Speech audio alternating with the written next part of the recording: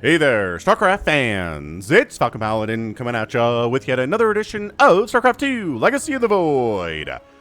Today, gonna be a brave noob world between GetRektFast and Ferro here on 2000 Atmospheres. You might recognize GetRektFast. He was a Zerg player last week in a Midrange Madness. There was a little bit of confusion between myself and Snipermonkey, so I figured it was a Midrange Madness cast, but it was a brave noob world cast. So this is actually a Brave New World cast, alright? Okay, so top right, we have a red Terran player. It is GetRektFast. And in the bottom left, it is a Protoss. He's blue, and he is Ferro. So, interesting stuff here. We do have the traditional Brave New World concept of walling off your front door using supply depots to start the game. We see that sometimes at the top of the ramp from lower level players. I will tell you now, this is bad. You don't want to do this. This is giving you too much supply. It's losing you too much mining time with the SCVs that are building these. Yes, it is a nice little wall off, but guess what? You can wall off the top of your ramp with a supply depot and then a barracks right after it. And then your barracks is up sooner. You didn't waste resources on extra supply you don't need right now, and everything is good. All right? Also, the double gas follow-up is kind of nuts from GetRektFast. Again, he was a Zerg last week, so we'll see what his Terran is. As apparently his Zerg strategy was to go for really fast Mutalisks and try to win with those. He does seem to have a decent grasp of the game. He knew about Lurkers and Ultralisks, and he made Hydras and even some Corruptors, and I think he made some Broodlords in there too. So he understands Zerg. Let's see what he does with Terran here. Is this actually an... Oh my gosh, is he going to Planetary Fortress his main? So after walling off, he's going to Planetary Fortress his main. Pro tip for those of you out there, make this an orbital command at about 16 supply. Top right has a supply count. Right down here is where it is now. So 16, 17, whatever. Just, you have to have a barracks, but go ahead and upgrade to an orbital command. It gives you mules. Mules are required to compete at the higher levels of StarCraft. If you want to get promoted, you gotta orbital command your main base and your natural base, and your third base can probably be a planetary at your level, but you'll notice the pros never do it. Their third base is always an orbital command, and then their fourth base from that point on can be a planetary. They need it for the defense, but everything else needs to be an orbital for economic purposes. Meanwhile, Ferro got 2 gates rolling like that. Ooh, getting a getting the warp gate research. Love that. A couple shield batteries, got a cannon. Both players are worried about early attacks from their opponents. And what that means is we're just kind of turtling up back home. Oh, it is an orbital command from GetRektFast. Oh, so you need an engineering bay to upgrade to a planetary, which is why I thought that's where we were going. But he just got an engineering bay because, I guess, he's going to make a couple Reapers here. Ferro's going to expand a little bit late. So traditionally, it's pretty safe to go 1 gate expand. All right, so 2 things I need you to listen to me about if you're a lower level player watching this, okay? Number 1 is go to spawningtool.com/... Oh, wait, is it just spawningtool.com? Just spawningtool.com. I think there are some sub pages there, but just spawningtool.com, go to build orders and choose your race, right? Protoss, Terran, or Zerg, and there will be build orders there. They will tell you exactly how to start the game and what units to build when and what buildings to build when. And there are video strategy guides out there too. So when I say 1 gate expand, what that means is basically all of the Protoss builds out there today start with you make a pylon, then a gateway, then an expansion, then another pylon, and then a gas, and another gas in there, and that's the basic opening. So this is real bad from Ferro. This is why, another tip here, you need to make either an Adept or a Stalker as soon as you get this Cyber Core up. Because an Adept or a Stalker is going to help a ton against 1 or 2 Stalkers, whereas a Zealot is not going to help as much. The probes did manage to actually get rid of these guys, which is a little bit hilarious. Going up this ramp is death. Don't do it. Ooh! Yeah, that's what I was talking about. At least he pulled back. So nice job by GetRektFast. So both players are expanding. Ferro's is done. Worker count is 21 to 26. GetRektFast does struggle a bit with making workers too. Another tip that Day9 told me many, many years ago was always be making probes, always be making pylons, always be making SCVs and supply depots. That doesn't mean make a ton of supply depots all at once. It just means make a supply depot. When it's done, make another one. When it's done, make another one. When it's done, make another one. And always be having SCVs being produced out of your command center structures. And same thing for Protoss. Make a pylon. When it's done, make another one. When it's done, make another one. Always be making probes out of your Nexus. Looks like Ferro's doing a pretty good job with that. He needs to transfer some of his workers down to the natural base. Right? If you're at 23 to 16 here, that's not great. So if you're oversaturated, just go select 4, 5, 6, 10 of them. And then right-click on the minerals down here at the natural base, and you'll be doing it better on the income for sure. Now, Ferro, pro tip, if you're playing against a Terran player, they're probably going to go Marines and Marauders and Medevacs and stuff like that. So if you have splash damage, it's going to help immensely. Which means you want to research Storm, which means you want to get a Twilight Council, and then a Templar Archives, and research the Storm upgrade. Also, Colossus are very good at this level. It can be very hard for lower-level Terrans to deal with about 3 or 4 Colossus if they have a ground-based army. And that is, yeah, there you go. Robotics Bay. Excellent. So Ferro doing some good stuff here. And a Stargate. So going for all 3 tech paths here on 2 bases and 2 gas. Not actually saturating up the natural gas. Oh, never mind. We got 1 here. Okay, not bad. Still oversaturated at the main. Oh, no, he did a transfer. He did a transfer, Ferro. All right, so I feel like Ferro's the better player here. GetRektFast, that said, is going for sneaky invisible things. So if you want to win a lower level game, sometimes sneaky invisible things will get you wins. If you can't win in a kind of straight up macro style game, which is fine. It's a valid way to win games of StarCraft. So you got to watch out for this stuff. Cloaked Banshees, Dark Templar are usually a problem at this level. Burrowed Roaches and Lurkers can be an issue at this level too. Anything that requires detection to deal with them at all is going to be an issue for these lower level Brave Noob World players. So number 1, the first important thing I said to tell you to remember is spawningtool.com build orders. Number 2, if you want me to cast your Brave Noob World replay, make sure it's bronze or silver. Make sure it's interesting and send it to Snipermonkey, not me. Send it to Snipermonkey. His email address is in the description. Put the title as and the subject as Brave Noob World. Okay? Okay. So I like the cannons at the front, but there's nothing protecting this back line. GetRektFast needs to swing back around here and see if there's any cannons protecting this area, because there's not. Nor are there any back here. So they're kind of doing the worst case scenario here. Wow, they're actually enough damage output to kill that Stalker, even with shield battery assistance there. Oh, there we go. Got a Twilight Council and a Fleet Beacon. So Ferro's problem in this game might very well be that he's just trying to do too much, right? He's a little bit undirected. Oh, he's got the Hyperflight rotor upgrade too, so you can see the little jets of flame coming out the backs here. That means the Banshees have the Hyperflight rotor upgrade, which makes them fast. Isn't super useful, but hey, making things fast is good. I'm never going to tell anybody not to make things fast if they can help it. Pretty decent probe pool there from Ferro. Yes, I love this. A Phoenix and an Observer. So Phoenix and Observer working together can do pretty good at defending against this kind of thing. Chasing them down is going to be hard because they have the Hyperflight upgrade. And they're pretty zippy. So yeah, this is basically what GetRektFast did in the last game last week, was he went for Mutalisks and harassed Mineral Lines and tried to kill stuff, and this time he's going for Banshees to harass Mineral Lines and try to kill stuff. He's not going for Mass Banshee, though. He's kind of going for Mass Banshee, though. He has 4. He's got 2 more just now. He's making another one. Oh, 2 more.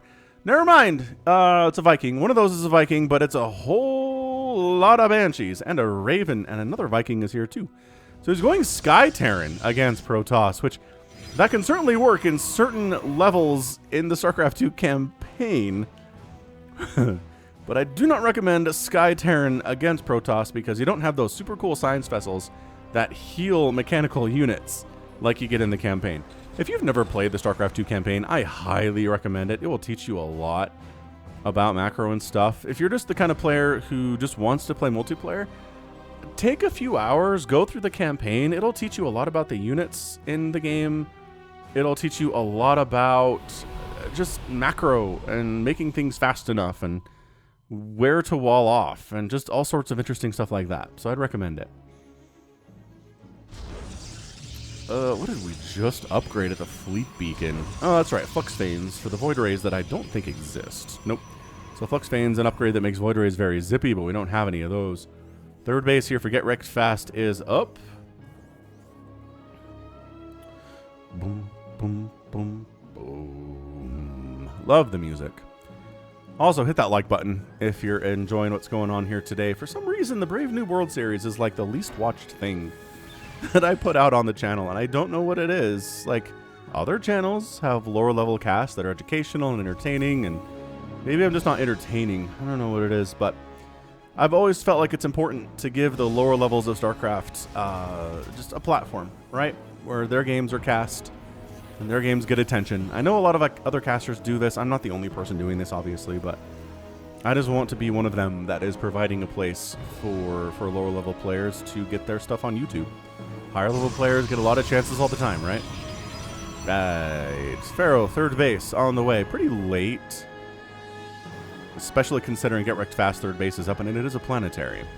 Look at this. GetRektFast. He's got double orbitals at his main and his natural, and his third base is a planetary. See, he's doing some good stuff here. I don't know about the viability of this strategy, but the trick about Brave Noob World is that sometimes it's not about the viability of the strategy if it were used at the higher level. Sometimes it's just about the viability of the strategy as used in this current situation, where things are a little bit weird and a little bit not professional, right? Incredibly not professional. So, yeah, I mean, do you expect this many Banshees to arrive when you kind of shove away a couple of them? No, you don't. So, Tempests are such a problem, though. Ow! They don't do bonus damage versus Banshees, but Banshees are so flimsy that anything that can hit them is going to be a good unit that's hitting them. Look at that. That cannon almost killed that Banshee all by itself after it flew by for 2 seconds. What is in this? There's an Ewok inside the water tower. Remember the Ewoks we had on certain maps? I think King's Cove had them. They've kind of gone away, but because 2000 Atmospheres is a map that was created for a map contest in like January 2020, they're back. They're a reference to an older map. Look at that, just dancing in neck-deep water. He's a chanting Ewok, I believe. Is there one in here? What about, let's see, these are always symmetrical. Oh, yeah, you can see him. You can kind of see him through the glass over there. So there's, just at the top right and bottom left corners, you got these guys. That's hilarious. Poor things. Are they trapped? Can they leave if they want to? I don't even know. So our Reaper buddies are still alive at 12 minutes, which is good for them. Most Reapers are not alive at 12 and a half minutes of any game, let alone the lower level ones, because they usually get suicide. Oh. Well. I like how the music stopped, too. That was great.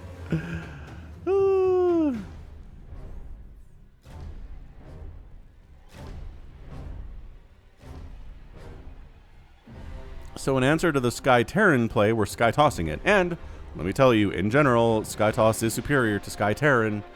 Just because, you know, Tempests exist. They do pretty great against everything except for Vikings. Vikings do well against them if the Vikings are controlled properly. Which, again, I don't think we can expect in this game. Sensor towers are up. I'm loving this out of GetRektFast. I really am. He's transferring SCVs from one base to another. He never really fully saturated his natural, which is a problem. He is making SCVs now, though. Like, he recognizes that his count is a little bit low, 54 for 3, working on 4 bases, right? Ooh, Tectonic Destabilizers on the way. That increases the damage done by Tempest to buildings. And the 4th base for Ferro just gets completely sniped by these. Well, they don't have the attack upgrade, but they're working on attack upgrade by the +0 Banshees with speed. So Ferro's kind of stopped making probes too. He's at 47 workers. Taking a 4th base was awesome, but you really need some kind of defense in the general neighborhood if you're going to expand. You can't just naked throw it down. Well, that if you're pressuring on the other side of the map, yes, then expand, right? Expand while you're attacking. That is the trick. That's how you do this, honestly. That's one of the things, another thing that Day9 taught me many, many years ago was expand while attacking. Because your opponent's going to be worried about defending and not so much about trying to sneak around and kill your base that's on the way, right? There we go. GetRektFast expanding again. The Banshees are an issue meching it here. He's got some Thors and some tanks. But I don't know. Do we feel like the Tempests kind of win this? Thors, if they're in their single target mode, will do a pretty hefty amount of damage to Tempests. Is it enough to kill them? So both players spending their money pretty well here at 15 minutes too. I'm a little bit impressed that nobody's over 1,000 minerals at the moment. Ferro's got a ton of gas floating around, but really just constantly getting upgrades, working on expansions. GetRekt is working on +2 air weapons now. I mean, double pumping Thors, making triple factory, recognizing that's how this goes. Oh, then Ferro went to defend his 4th base, left nothing at home to defend his 3rd base. Ends up losing a butt ton of probes there. And the Phoenix chases. Ooh, okay. Got the Anion Pulse Crystals upgrade, so the range is further. Actually picks off a Banshee. The Banshee corpse flies up overhead. Incroyable. Alright, so GetRektFast here's up 63 to 37 workers. Ferro double pumping probes, but really you need to be quadruple pumping probes right now. You need every one of your nexuses on the same hotkey. It really helps, right? If you press 1, well, hold down, let's see, 1. Actually, I can do this. Yeah, hold down shift and 1 and click all of your nexuses, and they'll put them all on hotkey 1. Or you do it the other way. I can't think how I play when I'm casting. That's so weird. No. You select all of your nexuses, and then you do shift 1 or control 1. Oh my gosh, my brain is all over the place. This is embarrassing. I only have 3 brain cells. I've got 3 kids. That is generally my standing excuse, but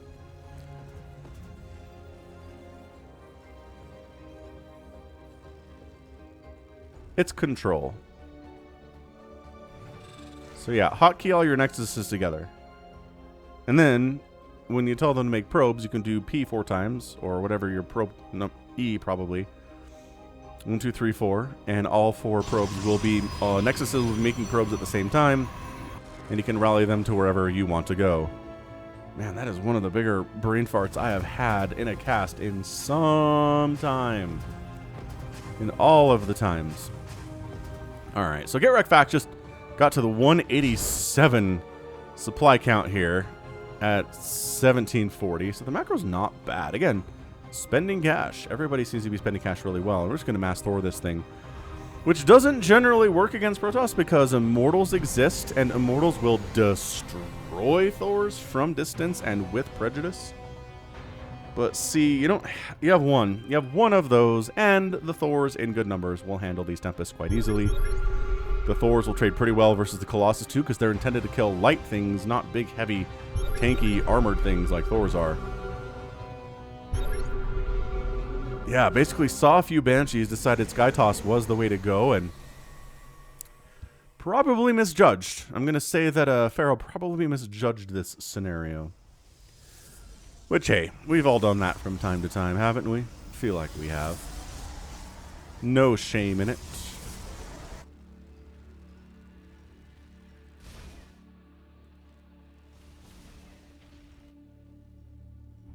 Let's see, what's new in the world? Oh, yeah, so I'm fully vaccinated.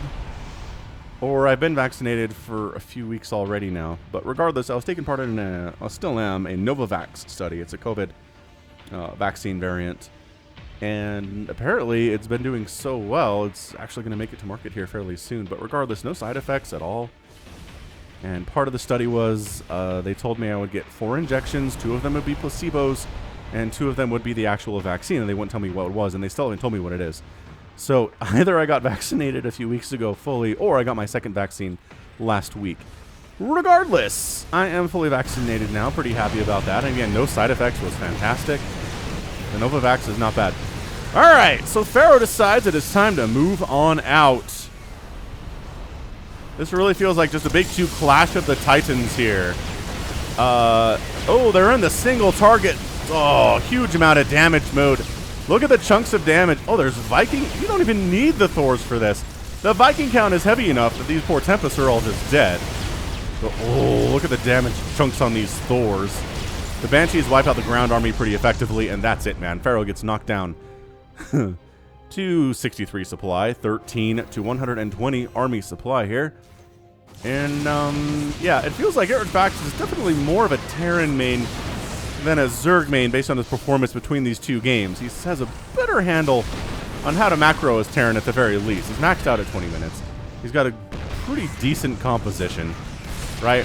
His Thors are over here with +2 armor, working on +2 attack. Some DTs are wandering in, but there is a Raven somewhere. There was a Raven somewhere. Scan it. Scan it. You have... I know you have scans available. He does, and he just did. Alright, so the DTs were the last-ditch desperation there from Ferro. He's making an immortal, but at this stage, there's really not much you can do to catch up.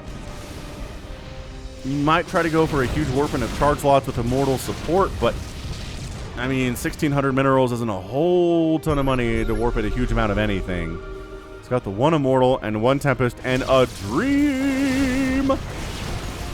Overcharge the shield battery, baby. You could. Oh, you can't do it. It's over. Too much burst damage for a shield battery to even hold there.